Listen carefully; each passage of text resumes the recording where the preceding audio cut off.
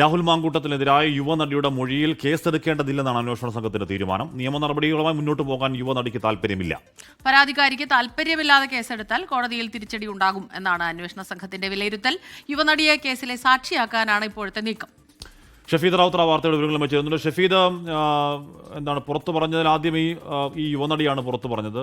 പിന്നീട് അങ്ങനെ ഈ പറയുന്ന അങ്ങനെ ഒരു മുഖമില്ലാത്ത പരാതികൾ മുഖമില്ലാത്ത ആരോപണങ്ങളാണ് പിന്നെ കേട്ടിരുന്നത്.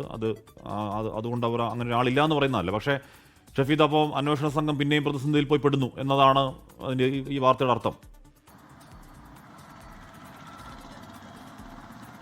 ഹഷ്മി, നമ്മൾ നേരത്തെ പ്രതീക്ഷിച്ചിട്ടുള്ള ഒരു കാര്യം തന്നെയാണ്. കാരണം ഇതുമായി ബന്ധപ്പെട്ട് രാഹുൽ മാങ്കൂട്ടത്തിലുമായി ബന്ധപ്പെട്ട് ലൈംഗിക ആരോപണ വിവാദത്തിൽ ആദ്യം ഒരു വെളിപ്പെടുത്തൽ നടത്തിയത് കൊച്ചിയിലെ യുവനടിയായിരുന്നു. പക്ഷേ പിന്നീട് ഇതുമായി ബന്ധപ്പെട്ട് വലിയ വിവാദങ്ങൾ ഉണ്ടാവുകയും ക്രൈംബ്രാഞ്ച് പ്രത്യേക സംഘം അന്വേഷണം ആരംഭിക്കുകയും ഒക്കെ ചെയ്തു. അപ്പോഴും സംസ്ഥാന പോലീസ് മേധാവിക്ക് ലഭിച്ച തേർഡ് പാർട്ടി പരാതികളുടെ അടിസ്ഥാനത്തിലായിരുന്നു ഈ ക്രൈംബ്രാഞ്ചിന്റെ അന്വേഷണം. അത് നേരിട്ട് കോടതിയിൽ നിൽക്കില്ല. ഹേമ കമ്മിറ്റി റിപ്പോർട്ടിന്റെ അടിസ്ഥാനത്തിലെടുത്ത കേസുകളുടെ അവസ്ഥ അതിനുണ്ടാകുമെന്ന് അന്വേഷണ സംഘം നേരത്തെ തന്നെ വിലയിരുത്തിയതാണ്. അതിനുശേഷമാണ് ഈ അന്വേഷണ സംഘം യുവനടിയെ സമീപിച്ചത്. ആ യുവനടി രാഹുൽ പിന്തുടർന്ന് ശല്യം ചെയ്യുന്ന യുവനടി അവരുടെ പ്രാഥമിക മൊഴിയായി നൽകിയിരുന്നു. മാത്രവുമല്ല, ചാറ്റുകളുടെ സ്ക്രീൻഷോട്ട് ഉൾപ്പെടെയുള്ള കാര്യങ്ങളും അവർ അന്വേഷണ സംഘത്തോട് പങ്കുവച്ചു. പക്ഷേ അവർക്ക് നിയമ നടപടിയുമായി മുന്നോട്ട് പോകാൻ താല്പര്യമില്ല എന്ന് ക്രൈംബ്രാഞ്ച് സംഘത്തെ വീണ്ടും അറിയിക്കുകയാണ്. ഈ സാഹചര്യത്തിലാണ് ഇതിലൊരു ഡയറക്റ്റ് പരാതിക്കാരി എന്ന രീതിയിൽ യുവനടിയെ പരാതിക്കാരിയാക്കി കേസ് മുന്നോട്ട് കൊണ്ടുപോകേണ്ടതില്ല എന്നുള്ളൊരു തീരുമാനത്തിലേക്ക് ഇപ്പോൾ ക്രൈംബ്രാഞ്ച് അന്വേഷണ സംഘം എത്തിയിട്ടുള്ളത്. പകരം ഇവരെ സാക്ഷിയാക്കാനുള്ള നീക്കം ഇപ്പോൾ ക്രൈംബ്രാഞ്ച് സംഘം നടത്തുന്നുണ്ട്. അപ്പോഴും കോടതിയിൽ ഈ കേസ് എത്തുമ്പോൾ ആരുടെ പരാതിയുടെ അടിസ്ഥാനത്തിലാണ് ഈ കേസ്